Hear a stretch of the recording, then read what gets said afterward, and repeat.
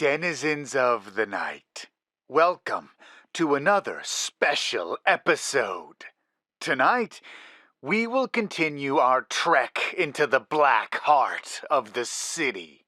I hope you've enjoyed our journey so far. If you'd like to listen to every episode of the city back to back, you can find a link to our playlist on the channel's main page. Enjoy. Chapter 3. Max entered the station and nodded to Kevin Torval.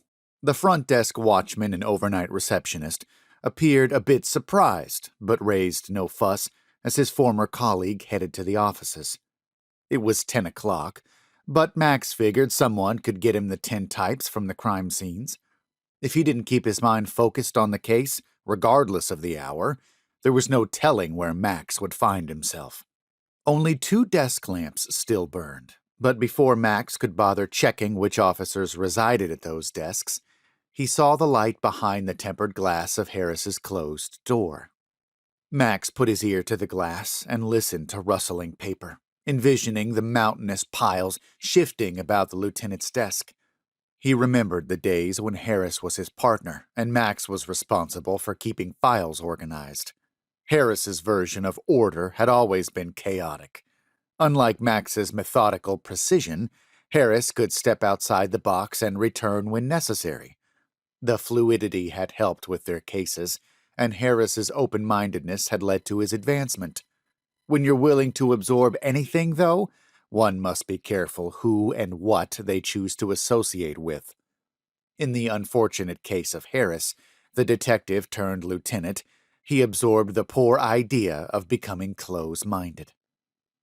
Ironic. "Someone there?" Harris barked through the opaque glass. Max knocked twice. "It's me." "Well, you gonna stay out there all night?" Max opened the door. "Didn't think you'd be here so late." "As a detective, I thought sleeping was hard. As a lieutenant, I can say my former self didn't know what poor sleep was." "I'm not so sure your former self would agree with that." "Is that where your animosity's coming from? Some case we closed nearly 5 years ago?" Of course it was about that case. The night they were forced to make a choice. Their decision bonded them on a deeper level than ever before. It also dissolved their partnership. Yet, at the same time, that night had nothing to do with this case. It was minor in the larger scheme, just another thread woven into the hangman's noose. However, the current thoughts sweeping through Max didn't care for that logic. Maybe it is. Maybe you made a mistake with this murderer, and now you need me to clean up your mess again. A mistake. Harris's lips parted again, but whatever string of berating comments pushed for release were swallowed in silence, and Harris lowered his volume. "You know what your problem is, Max? Please tell me, 'cause for years I thought it was covering for you, so you could leave me in the dust and take your cushy desk job."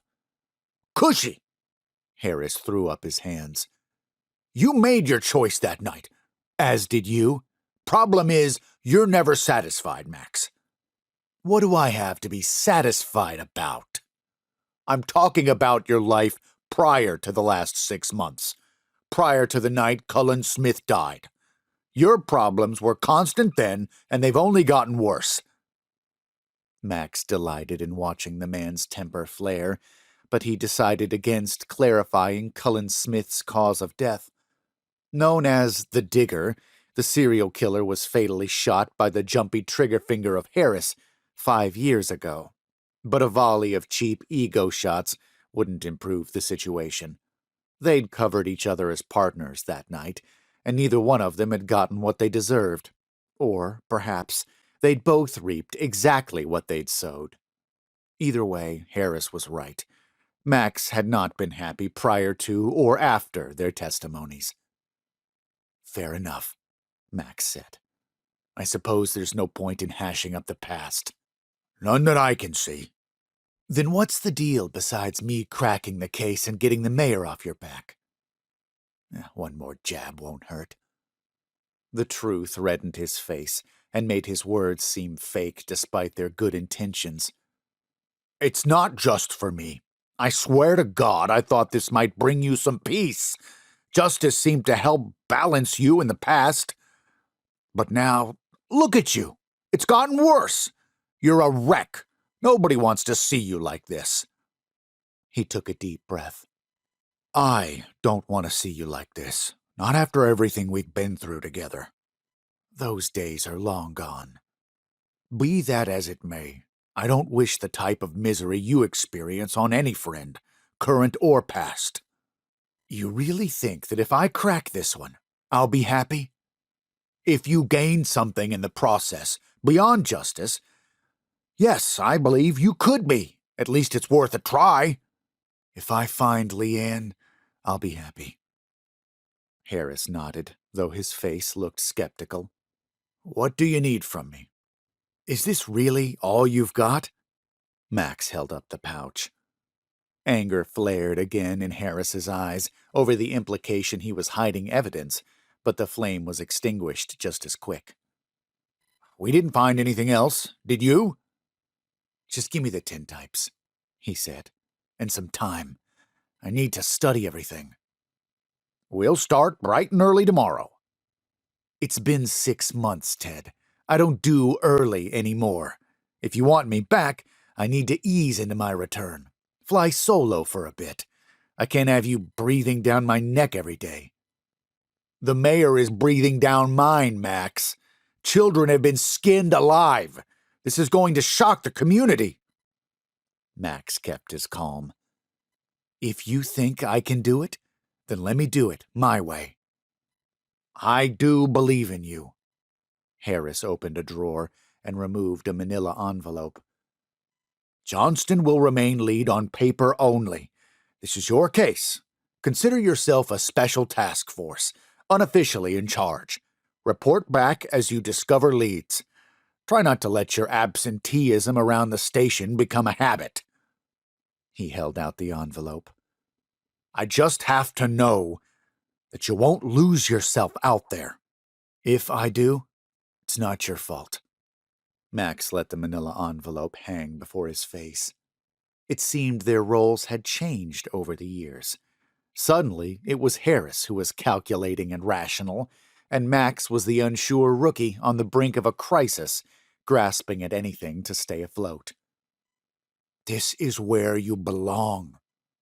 Harris extended the envelope closer. Max accepted the package.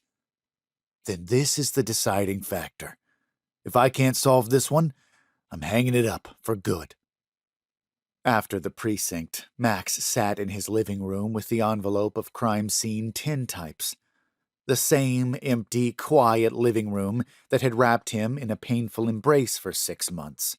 The loudest sounds were the occasional clink of ice in a highball of whiskey, or the howl and curse of a stubbed foot or dropped implement as a result of too much said whiskey. Tonight's glass of amber gold was raised to Max's lips more frequent than usual, only to be set down again beside the drug-filled pouch and the sealed parcel of photos on the coffee table. He'd been drinking fast and staring at the pouch for the better part of 2 hours.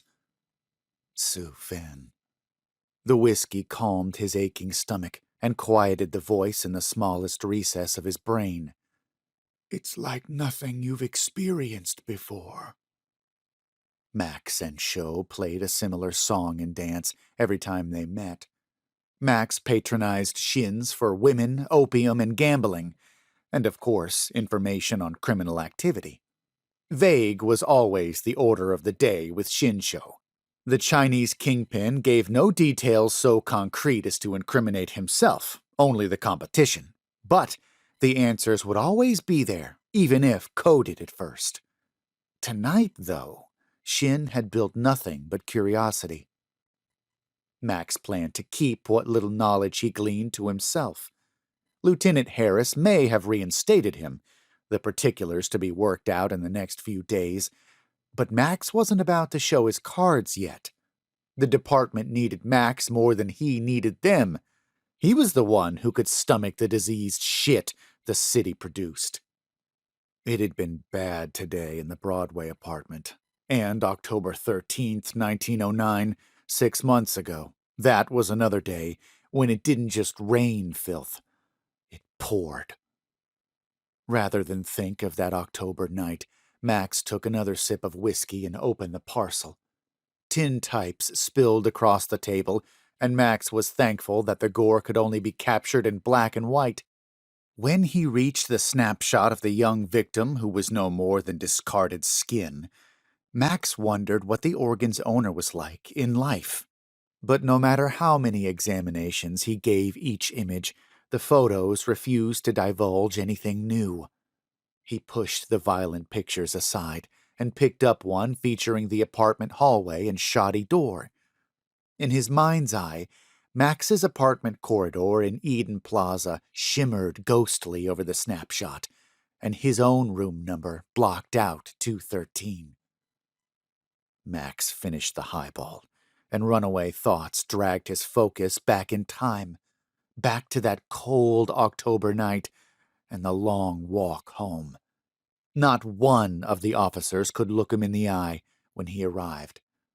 Max often wondered what he would have seen in their eyes if they had, or what they would have seen in Max's.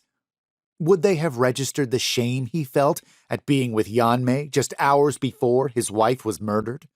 Would the guilt he felt for choosing the youngest possible prostitute still be on his face when the lieutenant told him his daughter was missing? At 12, Leanne was just 6 years younger than Yanmei. That evening, a crack developed in the dams of his mental resilience. Raging tides created by juggling work and social politics with parental and husband responsibilities had leaked through, and he felt a primal force guiding him. Max had just wanted a quick fling. First time, last time. Eve hadn't touched him in months. The lack of physical affection had driven him further from her each day, and it seemed Max was going to lose her regardless. In a twisted way, this infidelity was an opportunity to relieve the pressure, avoid a total breaking point, and provide a chance to work on their marriage fresh. What was the harm in one time? Eve would never know. The harm, it turned out, was coming home to a bloodbath. All his wife's killer left was a pile of skin, flayed from the bone like she was a fish. Just like the girls he saw today, the killer had managed to keep Eve's face and body in one piece, running the incision from the skull and down through the spine. The innards and bones were removed through her back. Nothing his fellow officers could have said would have prepared him for the shock of looking at the eyeless mask that was once Eve's face. Dead skin, lying upon a pile of mangled meat, tendons and muscles and organs, strewn about the room. "My God," he'd heard someone mutter. "Who steals bones?" All of Eve's bones were missing, along with his daughter. Nothing indicated that Leanne had met the same fate, but there was no ransom note or clues, just questions and a room that reeked of shit and vomit. The vomit, he found out later, was from the 2 officers who first arrived at the scene. Max hadn't thrown up that night, not even when they used a shovel to transfer the heaping pile of dead tissue into a cadaver pouch. Max tipped the highball back, but only a solitary drop of whiskey remained. I should have been there. He hadn't been there, though, and after learning of his daughter's disappearance, Max did nothing to champion the cause of finding her either. He had helped himself instead, continuing his selfish pattern. But he couldn't let those memories get in the way of his work now. He had to focus. Decisions made when emotions were high led to mistakes. If he proceeded rationally, he might be able to find out what happened to his daughter. And perhaps, if he was lucky, maybe I'll find her. Charlie. The name sparked through his memories. Thinking Charlie Willis would help him was more of a crapshoot than brilliant idea, but it was potentially Max's last resort before he lost the trail.